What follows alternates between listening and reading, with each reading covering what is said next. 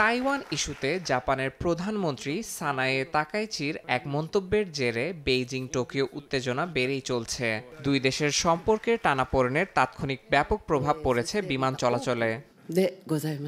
যুক্তরাজ্য ভিত্তিক এভিয়েশন প্রতিষ্ঠান সেরিয়ামের তথ্য অনুযায়ী ডিসেম্বরে জাপানমুখী নির্ধারিত ৫,৫৪৮ ফ্লাইটের মধ্যে ৯০৪টি এরই মধ্যে স্থগিত করা হয়েছে।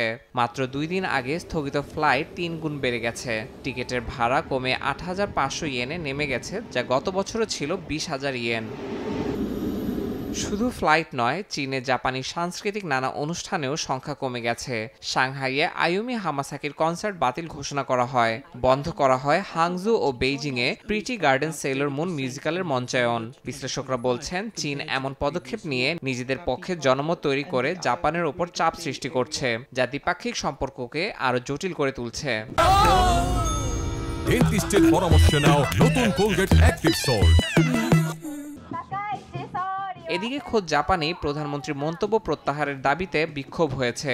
রাজধানী টোকিওতে শতাধিক মানুষ তাকাইচির দপ্তরের সামনে জড়ো হয়ে স্লোগান দেন। বিক্ষোভকারীদের অভিযোগ, তাকাইচির মন্তব্যের পর জাপান চীন সম্পর্কে অবনতি হয়েছে।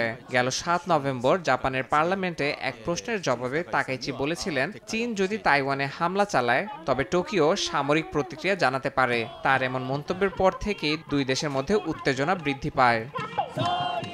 জাপানের সঙ্গে উত্তেজনার মধ্যেই তাইওয়ানের আকাশসীমায় অনুপ্রবেশ করেছে ১২টি চীনা যুদ্ধবিমান। দ্বীপটির প্রতিরক্ষা মন্ত্রণালয় জানায়, সবগুলো যুদ্ধবিমানই তাইওয়ান প্রণালীর মধ্যরেখা অতিক্রম করে।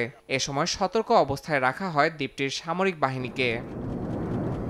ইয়াসিন মোহাম্মদ জিসান, সময় সংবাদ।